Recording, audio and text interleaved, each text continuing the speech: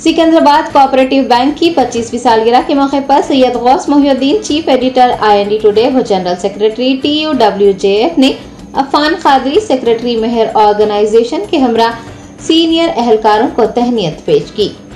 Secunderabad cooperative bank अपने क़याम के 25 साल मुकम्मिल कर चुका है। बैंक की 25वीं सालगिरह के मौके पर Syed Ghouse Mohiuddin, chief editor IND today व जनरल सेक्रेटरी TUWJF ने अफान कादरी, सेक्रेटरी मेहर ऑर्गेनाइजेशन के हमरा सीनियर एहलकारों को तहनीत पेश की। इस मौके पर बैंक के वाइस चेयरमैन सैयद ज़हूरुद्दीन व दीगर मौजूद थे। दरियासना उन्होंने अमले और बैंक को मुबारकबाद देते हुए अपनी नेक ख्वाहिशात का इजहार किया।